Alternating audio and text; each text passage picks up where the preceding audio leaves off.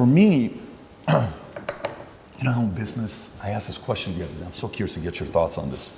For the longest time, when I got into business, I was, you know, a younger guy, 21. I'm like, okay, very coachable. Tell me, what do I got to do? I'm a coachable guy. What do I got to do? I'm a coachable guy, super coachable. I want to make money. I'm sick and tired of being broke. My dad's at the 99 cents store. Too many heart attacks. I want to get out of this.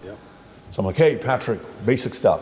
When you're doing business and you're talking to rich people at Morgan Stanley Dean Witter, never talk religion, never talk politics, never talk sex. Just don't talk about those three things. I said, okay, guess what? Never talk politics, never talk religion, never talk sex. No problem. We're going to business. So what do you think about the political climate today, Patrick, David? Oh, what do you think? You know, well, I think this is, but what do you think, Patrick? I don't know, you know, quite frankly, I think I'm trying to figure it out for myself right now, but we'll see what's going to happen, like, you know, whatever way you're deflecting and you kind of go on your phone. Hey, what do you think about God? What is your opinion on Islam or Muslim? Well, you know, for me, you know, you deflect that. Eventually you're sitting there, you're like, the people that I know at that level want to talk about those three topics. Now, sex is maybe off camera and they're kind of having fun with it, but they want to talk about politics and religion. So we, for the longest time, have been silenced, and now the ESG community, all this time they've told us to stay quiet, and they're saying what? They're talking politics, they're talking religion, and they're talking sex. Sex the way through LGBTQ, what's wrong with that? What's wrong with it? It's normal, it's normal, it's normal. No, it's not normal. Well, listen, you guys shouldn't talk about politics and sex and religion, shouldn't be doing that. And then you see this one, you know, during COVID, one pastor, Australia, a Syrian man, I don't know what his name is, Vinny, what's his name, the Syrian pastor, priest from Australia, and he was fighting all the anti-COVID guidelines, and his stuff is going viral, he's doing this, and you've seen these messages. Some of the people that stood up, they stood up because they feared God, okay? And for you, with your life, it's been interesting watching you go through your evolution of your faith. Pre-2022, former atheist, couple of the things you've said in the past, God isn't real because you can't prove it. Okay, kind of like, that was more the Malcolm X argument, right? Bad things happen to good people and good things happen to bad people far too often for God to exist. I'm the center of my universe. That's pre-2020. Then gradually you start talking about Christianity and, you know, in 2020 you made a video announcing that you were wrong about what you had said previously about God, right? Now you start saying people who are atheists are angry, bad energy people, and I don't want to be on that team anymore. And even if God is not real, the world is a better place if people do believe in God. I know God is real because there's so much evil in the world that there has to be an equal and opposite force. The devil can't exist if God does not. And if you look at the world today, it is very obvious that the devil does not exist. And I'll go to the last one here with Muslim. Quotes from you. Christians don't have a religion anymore because they tolerate everything and stand for nothing. And by the way, I actually agree with you, the fact that they're tolerating way too much. Islam is the last religion on the planet. God is something to be feared, respected, and to prove yourself to, which means you got to earn his right. It's hey, I want to earn your right and your respect, right? How did you go, if you don't mind talking about your own evolution? Because us as men, if you knew me at 25 years old, you probably would have liked to party with me. I was a selfish guy. I was a guy you would have thought I was, right? And we go through this phase of where the selfishness kind of comes down a little bit. You still need to be selfish because you need to be driven, but to the point where you're like, listen, man, I got to really do something. And then somehow, some way, God enters. What's been your evolution of your faith, and where are you at today? Yeah, I think Newton's, I think it's third law, equal and opposite force, what you just said there is absolutely true. There has to be an equal and opposite force to all the evil in the world. And that the equal and opposite force to all that evil has to be God. And I've talked about this at length even with atheists, and I try and say that regardless of whether you're an atheist or not, you're thinking of God as a man in the sky, but you need to think of God as a concept as a whole. And once you do that, it's impossible to accept that he doesn't exist, right? I said to the atheists, I said, let's say there was 2 islands. You're shipwrecked, right? And there's 2 islands. Both of them are full of savages.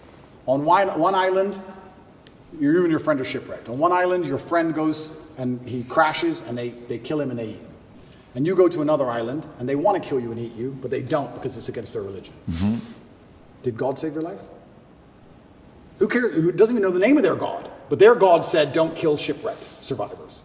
And now you're alive. So their God saved your life. The concept of God in and of itself saved your life. You owe God just for the concept of it, the idea of it. So even the idea of opposing evil as a whole is a belief in God. So you're either an evil person or you believe in God in some regard. And then once I understood that there had to be an equal and opposite force, I was raised Christian. I live in a Christian nation. Romania is actually, I think, the second or third most Christian country on earth. It's a very Christian country here. There's churches everywhere. They strongly believe. And that's where I began my journey, but I always had a very healthy respect for Islam because I understand that to a degree, to have a religion at all, you have to have an intolerance, to a degree. Because without an intolerance, you don't have rules. You don't have laws. You don't have any, like you said, you have to earn God's respect. If you're a religion which is tolerant of everything, then you don't have to earn God's respect. You can be a bad person and do bad things. God loves me, so it's fine. Well, no, it's not, because that's not the point of the religion. So then you extrapolate that out, and I was sitting and thinking, well, what's the primary function of a religion? And the primary function of a religion, I don't believe is the religion exists so I can live forever. I mean, that's a nice thought. But I think on a macro level, the primary objective of a religion is to restore and contain some degree of traditional value within the society. How do you judge, let me change the way I worded that. How do you judge the success of a religion? I don't think you can judge it by the number of people who join it, because there's lots of people who are Catholic who don't act Catholic. They don't act in any way particularly Christian. Anyone can say they're something. You can walk into a strip club and everyone says they're Christian. It doesn't mean anything, right? So how do you judge the success of a religion? Well, I like to think the best way to judge the success of a religion is how successful is it at fighting evil? How successful is it at preserving the morality of a population in X parameter, in X geographical area? So when you look at it from that way, you can't say that Islam isn't the most successful religion on earth. It's the most successful in regards to opposing evil. It's the most successful in regards to opposing its differing viewpoints. It's the most successful in regards to having people act within the limits and the confines of what it finds to be moral and good to God. It's the most adhered to. It's the most feared. It's the most respected in most forms. And then also I'd like to think... I would say it's the most feared. Yeah, it's the most feared. But what is respect without fear? Do we respect men we don't fear? If there's a man who could do absolutely nothing to you on any level at all, you might be nice to him, sure, because we're not bad people. But would you really respect him? If you could take his chick in front of his face, set his car on fire, and he wouldn't do a thing, you wouldn't respect him. You might be nice to him because we're not bullies, but you wouldn't respect him. Respect and fear are linked. They're not always the same thing, and you can maybe have fear without respect, but it's very hard to have respect without fear. And also, I heard someone say once that we see the world as we see ourselves. If you're a thief, you think everyone's a thief. If you're a liar, you think everyone's a liar. And I kind of agree with that. I understood that. I also like to think we see religion as we see ourselves. I like to see myself as a person whose respect you have to earn. I like to see myself as a person who has strong, rigid boundaries. I like to see myself as a person who will stand up and say, no, that's wrong. I like to see myself as a person who's not afraid of being shamed by whatever community for saying, I don't agree with that particular ideal. I like seeing myself that way. So if I'm going to see myself that way, then I'm going to naturally align with a religion that operates within that form. So when I say Islam is the last religion on earth, I say it because it seems to be the only one who will stand up and say, no, we don't care. No, that's not what the book says. No. I was raised Christian, and Muslims as a whole, we have no problems with Christians. None at all. I don't want anyone to think I'm anti-Christian and like I dislike Christians. We don't have a problem with Christians. We believe in a lot of the same things. We believe in Jesus. We put more respect on the name of Jesus than most Christians do. I just don't like the idea of people saying they're a Christian and saying, but because I'm a Christian, I can do whatever I want and throw all the rules away and none of it matters. Because once you have that level of tolerance, you no longer have a religion. Islam seems to be the last religion left with parameters. If you don't have parameters, you don't have a religion at all. So the closer I found myself to God, the closer I found myself to Islam. That's just how it ended. And Andrew, speaking of fear, one could argue that Islam these days, certainly in the last 20 years with the war on terror, they've also been the most vilified. Absolutely. Right? So, you know, everything that we've seen happen with extremism and everything that's going on all over the world, how are you grappling with that? You've been a Christian for years now, Islam, everything. And you know what? That's such an interesting question, because when I was younger, especially when I was an atheist, I would sit and think, people are really doing terror attacks and doing all this crazy stuff because, you know, they're upset over a cartoon. That's so stupid. And nobody should kill anybody. Nobody should kill anybody. Charlie Hebdo, everything. Yeah, nobody should kill anybody. Nobody should kill anybody. I'll make that very clear. But also part of me is now saying, why would you want to insult the prophet for billions of people? Why would you want to do that?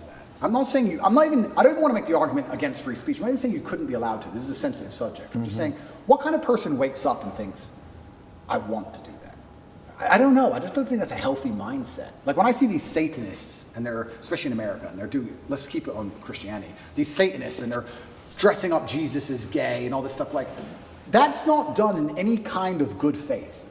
There's no good reason to do that. That's done with genuinely malicious intention. And what kind of people want to do that? And then the answer by extension is, I thought America was a Christian country. So how can you have a Christian country where the prophets of the religion are mocked to the highest possible levels within the confines of the country, and it's promoted? Is that a Christian country? Doesn't seem like a Christian country to me. I don't think the same thing would happen with Islam in Saudi Arabia. I can't imagine that happening. So how can you say we're a Christian country, but everyone's mocking our God on the streets? Ha ha ha. It's on Netflix. Ha ha ha. That's not a Christian country to me. So if you're not a Christian country, then where's the religion? The religion's supposed to enforce certain boundaries. You're supposed to at least show it respect, you know? And it's also kind of interesting because in Christian countries, there's more respect for Islam than there is for Christianity. In a Christian country, name one. They still don't do it with the Islamic Prophet. Why do you think that is? It's too much smoke. It's just not worth the heat. Because people believe. And I'm not advocating for violence on any level. I'm saying that even these degenerates who are trying to destroy people's belief in God, like we've discussed earlier, because they don't want you to have any baseline morality. If you believe in God, there are commandments, yes and no. That baseline morality prevents you being an absolute slave. So they're trying to destroy it. But even those degenerates who are trying to mock and disgrace God, understand there's a point where it just backfires and, ooh, this is smoke. And they don't want the smoke. And shouldn't God be feared? I'm scared of God. It's the only thing I fear. I fear God. They can put me in jail. I know I'm telling the truth. God's on my side. I fear God. So God should be feared. So once again, does anybody fear the Christian God? I haven't seen anybody scared of him in a long time. And it's kind of crazy because it's very interesting. The mass migration and all these things are leftist policies, but then also Islam is the most right-wing religion on earth. It's kind of very interesting.